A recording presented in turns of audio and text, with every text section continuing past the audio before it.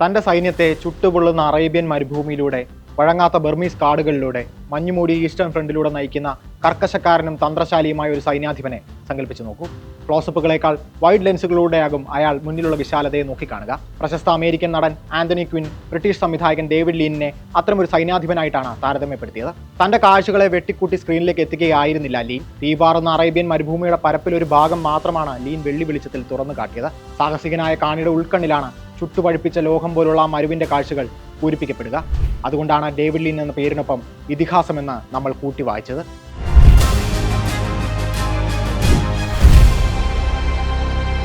ദൈവത്തിൽ നിന്നുള്ള നേരനുഭവങ്ങളെ വിശ്വസിച്ചിരുന്ന ഒരു ക്വേക്കർ ക്രിസ്ത്യൻ കുടുംബത്തിലാണ് ഡേവിഡ് ലീന്റെ ജനനം. കുട്ടിക്കാലത്ത് തിയേറ്ററുകളിൽ പോകാൻ ലീനിന് അനുമതി ഉണ്ടായിരുന്നില്ല. മകനെ പഠിപ്പിച്ച് തന്നെ പോലൊരു അക്കൗണ്ടന്റ് ആക്കണമെന്നായിരുന്നു ലീന്റെ അച്ഛന്റെ ആഗ്രഹം. പക്ഷേ ജീവിതം ലീന്റെ മുന്നിൽ പെട്ടെന്ന് മാറിമറിഞ്ഞു. മാതാപിതാക്കൾ വേർപിരിയലിന് വക്കിലെത്തി. അവർ അവരുടേതായ വേദനയിൽ മുഴുകിയ ഒരു രാത്രിയിൽ 13-കാരനായ ഡേവിഡ് ലീൻ തെരുവിലേക്ക് ഇറങ്ങി. സൗത്ത് ലണ്ടനിലെ ക്രോയിഡൻ ഹൈ സ്ട്രീറ്റിലൂടെ അവൻ കാഴ്ചകൾ കണ്ടു നടന്നു. ട്രാം വയറുകളാൽ ചുറ്റപ്പെട്ട തെരുവ്, വഴികരികിൽ പാർക്ക് ചെയ്തിരിക്കുന്ന കാറുകൾ, തിരക്കേറിയ കടകൾ. ഇങ്ങനെ നടന്നു പോകുന്ന വഴിക്ക് ഒരു ബോർഡിൽ ലീന്റെ കണ്ണുടക്കി. സ്കാല സിനിമാസിന്റെ പരസ്യപ്പലകയായിരുന്നു അത്. എയിൽ നോർവുഡ് ഷെർലക് ഹോംസായി അഭിനയിക്കുന്ന ദ ഹൗണ്ട് ഓഫ് ദി ബാസ്കർവില്ലാസിന്റെ പരസ്യം. അവൻ അകത്തേക്ക് കയറി. അതായിരുന്നു ഡേവിഡ് ലീന്റെ ആദ്യ സിനിമാ അനുഭവം. 1927 ഗൗമോണ്ട് ബ്രിട്ടീഷ് സ്റ്റുഡിയോയിൽ ഡേവിഡ് ലീനിന് ജോലി ലഭിച്ചു. ചായ കൊടുക്കലായിരുന്നു ആദ്യ ജോലി. ആ സമയത്തെ സിനിമാറ്റോഗ്രാഫ് ഫിലിംസ് ആക്ടാണ് ലീനിന്റെ തലവര മാറ്റുന്നത്. അമേരിക്കൻ സിനിമകളുടെ അതിപ്രസരം കുറയ്ക്കാൻ ലക്ഷ്യം വെച്ചുകൊണ്ടുള്ള ഈ നിയമപ്രകാരം സ്റ്റുഡിയോകൾ ഒരു നിശ്ചിത ശതമാനം ബ്രിട്ടീഷ് സിനിമകൾ കർശനമായി നിർമ്മിച്ചിരിക്കണം. ഇതിനുവേണ്ടി സ്റ്റുഡിയോകൾ കോട്ട കുക്കീസ് എന്ന പേരിൽ സിനിമകൾ നിർമ്മിച്ചു തുടങ്ങി. സിനിമകളുടെ എണ്ണം കൂടിയതോടെ സെറ്റുകളിൽ ചായ കൊടുത്തുകൊണ്ടിരുന്ന ലീനിന് ക്ലാപ്പ് അടിക്കാനുള്ള അവസരം ലഭിച്ചു. അവിടെ നിന്നും സിനിമ പഠിച്ചെടുക്കാനുള്ള ആവേശം ആ ചെറുപ്പക്കാരനെ എഡിറ്റിംഗ് റൂമിലേക്ക് എത്തിച്ചു. 30കളുടെ അവസാനത്തിൽ ബ്രിട്ടനിലെ ഏറ്റവും തിരക്കേറിയ, ഏറ്റവും ഉയർന്ന പ്രതിഫലം വാങ്ങുന്ന എഡിറ്ററായിരുന്നു ലീൻ. കട്ടുകളിലെ കൃത്യതയും കഥ പറയാനുള്ള വ്യഗ്രതയുമാണ് ലീനിനെ പ്രശസ്തനാക്കിയത്. 49 parallel, one of our aircraft is missing എന്നിങ്ങനെ 25 ചിത്രങ്ങൾ ഈ കാലയളവിൽ ലീൻ എഡിറ്റ് ചെയ്തു.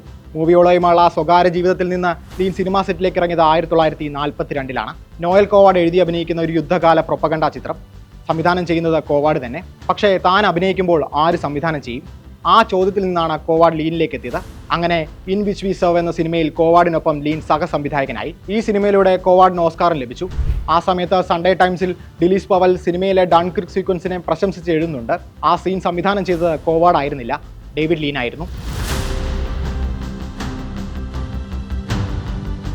42 വർഷത്തിനിടെ 16 ഫീച്ചറുകൾ മാത്രമാണ് അദ്ദേഹം സംവിധാനം ചെയ്തത്. 2 ഘട്ടമായി ലീന്റെ ഈ ഫിലിമോഗ്രഫിയെ തരംതിരിക്കാം. ബ്രിട്ടനെ അടിസ്ഥാനമാക്കി ബ്ലാക്ക് ആൻഡ് വൈറ്റിലെടുത്ത ചാൾസ് ഡിക്കൻസിന്റെ 2 ചലച്ചിത്രാവിഷ്കാരങ്ങളും ചെറിയ റിലേഷൻഷിപ്പ് ഡ്രാമകളും ചേർന്നതാണ് ആദ്യഘട്ട സിനിമകൾ. 2ാം ഘട്ടത്തിലാണ് ഡേവിഡ് ലീൻ തന്റെ ശൈലി കണ്ടെത്തിയത്. അമേരിക്കൻ പണം കൊണ്ട് നിർമ്മിച്ച എന്നാൽ എക്കാലത്തെ മികച്ച ബ്രിട്ടീഷ് സിനിമകൾ എന്ന ഖ്യാതി നേടിയവയാണ് ലീന്റെ അവസാന 5 ചിത്രങ്ങൾ. The bridge of the river Kwai, Lawrence of Arabia, doctor Zhivago, Ryan's doctor, a passage to India എന്നിവ വലിയ സ്കെയിലിൽ മികവോടെ ബുദ്ധിപരമായി നിർമ്മിച്ച ചിത്രങ്ങളാണ്.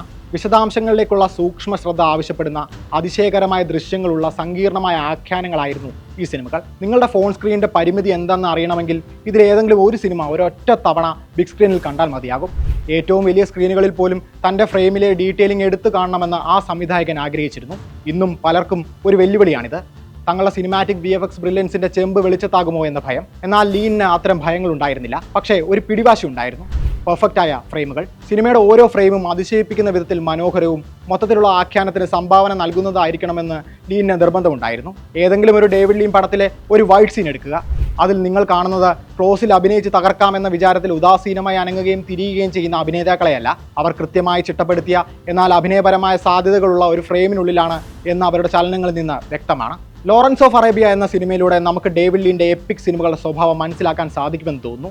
ബ്രിട്ടീഷ് സൈനികനും ആർക്കിയോളജിസ്റ്റും എഴുത്തുകാരനുമായ T.E. ലോറൻസിന്റെ 7 Pillars of Wisdom എന്ന ആത്മകഥയെ ആസ്പദമാക്കിയാണ് ഈ സിനിമ നിർമ്മിച്ചത്. 1935 ഒരു മോട്ടോർ സൈക്കിൾ അപകടത്തിൽ ലോറൻസ് മരിക്കുന്നിടത്ത് സിനിമ ആരംഭിക്കുന്നു. ആരായിരുന്നു ഈ ലോറൻസ്? നായകനോ നുണയനോ? അച്ചടക്കമുള്ള സൈനികനോ അതോ വിചിത്ര സ്വഭാവിയോ? ഇത്തരം ചോദ്യങ്ങളിൽ നിന്ന് ലീൻ നമ്മളെ 1ാം ലോക മഹായുദ്ധകാലത്ത് സൈനിക സേവനം നടത്തിയിരുന്ന ലോറൻസിന്റെ സാഹസിക യാത്രയിലേക്ക് കൂട്ടിക്കൊണ്ടുപോകുന്നു. 1916-18 കാലഘട്ടത്തിലെ അറബ് കലാപമാണ് പശ്ചാത്തലം. ലോകയുദ്ധത്തിൽ ജർമ്മനിയുമായി കൈകോർത്ത ഒട്ടോമൻ സാമ്രാജ്യത്തിനെതിരെ അറബുകളെ കരുക്കളാക്കിയാണ് ബ്രിട്ടീഷ് കൊളോണിയൽ ശക്തികൾ. അവർ മെദീന ആക്രമിക്കുന്നു. എന്നാൽ തുർക്കികളോട് പരാജയപ്പെട്ട് മരുഭൂമിയിലേക്ക് പിൻവാങ്ങേണ്ടി വരുന്നു. ഈ അവസരത്തിലാണ് ലോറൻസിന്റെ വരവ്. അറബ് സാഹചര്യം വിലയിരുത്തുകയും തുർക്കികൾക്കെതിരായ പോരാട്ടത്തിൽ അറബ് ഗോത്രങ്ങളെ നയിക്കുന്ന പ്രിൻസ് ഫൈസലുമായി ബന്ധപ്പെടുകയുമാണ് ദൗത്യം. സൈനിക കുപ്പായത്തിന്റെ കീശയിൽ അല്പം കവിതയും തത്വചിന്തയുമായി അയാൾ മരുഭൂമിയുടെ ചൂടിലേക്ക് ഒളിവിൽ കഴിയുന്ന ഫൈസലിനെ തിരഞ്ഞിറങ്ങുന്നു. ഒടുവിൽ കണ്ടുമുട്ടുന്നു. മരണം തീച്ചൂടായി തെളിഞ്ഞു നിൽക്കുന്ന നഫൂദ് മരുഭൂമി കടന്ന് തുറമുഖ നഗരമായ അഖബ ആക്രമിക്കാനുള്ള ആത്മഹത്യാപരമായ ദൗത്യത്തിന് ഫൈസലിനെ പ്രേരിപ്പിക്കുന്നു. ആ ദൗത്യം സ്വയം നയിക്കുന്നു. ഈ യാത്രയിൽ ലോറൻസ് എന്ന അപരൻ ഇതിഹാസമായി ഉയരുന്നു. ഈ സിനിമയുടെ പല ഘട്ടങ്ങളിലായി ബ്രിട്ടീഷുകാരും അറബികളും തന്നെ ഉപയോഗിക്കുകയാണെന്ന് സംശയിച്ച് നിൽക്കുന്ന ലോറൻസിനെ കാണാം. കൊലപാതകം ഒരു ലഹരി പോലെ അയാളിലേക്ക് ഇരച്ചെത്തുന്നത് കാണാം. എപ്പിക് സ്വഭാവത്തിനൊപ്പം ഇത്തരമൊരു പാത്ര സൃഷ്ടി കൂടിയാണ് ലോറൻസ് ഓഫ് അറേബ്യയെ മഹത്തരമാക്കുന്നത്. ബ്രിട്ടീഷ് സാമ്രാജ്യം തദ്ദേശീയ പ്രക്ഷോഭങ്ങളെ എങ്ങനെ കൈകാര്യം ചെയ്യുന്നുവെന്ന നമുക്ക് പരിചിതമായ ചരിത്രത്തെ ഈ സിനിമയിൽ നിന്നും വായിച്ചെടുക്കാൻ സാധിക്കും. എന്നാൽ ലോറൻസിനെ അതിമാനുഷികനായി അവതരിപ്പിച്ച് അറബ് നേതാക്കളെ തുച്ഛരായി കാണിക്കുന്നു എന്നൊരു വിമർശനവും സിനിമ കാണുമ്പോൾ തോന്നും. ഒരു തരത്തിൽ ഈ സിനിമയുടെ ഓരോ ഫ്രെയിമും അതിമാനുഷ്യമാണ്. സൂപ്പർ പാനാവിഷൻ 70-ൽ ലെജൻഡറി സിനിമാറ്റോഗ്രാഫർ ഫ്രെഡി യങ്ങാണ് ഈ സിനിമയ്ക്ക് ദൃശ്യഭാഷ ചമച്ചിരിക്കുന്നത്. സൗന്ദര്യത്തെക്കാൾ ഉപരി കഥാപാത്രങ്ങളുടെയും പശ്ചാത്തലത്തിന്റെയും മനഃശാസ്ത്രപരമായ ആഴം കൂടി പ്രതിഫലിപ്പിക്കുന്നതാണ് ഫ്രെയിമുകൾ. ഭീമാകാരമായ മരുഭൂമിയിലൂടെ ഉറുമ്പ് കണക്കെ നീങ്ങുന്ന കഥാപാത്രങ്ങളെ എക്സ്ട്രീം വൈഡിൽ ലോങ് ഷോട്ടുകളിൽ കാണുമ്പോൾ നമ്മൾ അറിയാതെ പറഞ്ഞു പോകും, മനുഷ്യർ എത്ര നിസാരർ. മികച്ച വിഷ്വൽ ട്രാൻസിഷനുകൾക്കും പേര് കേട്ടതാണ് ഈ സിനിമ. ലോറൻസ് ഒരു തീപ്പെട്ടിക്കൊള്ളി ഊതിക്കെടുത്തുന്നു. അവിടെ നിന്നും കട്ട് ചെയ്തു പോകുന്നത് തിളച്ചു കിടക്കുന്ന മരുഭൂമിയിലേക്കാണ്.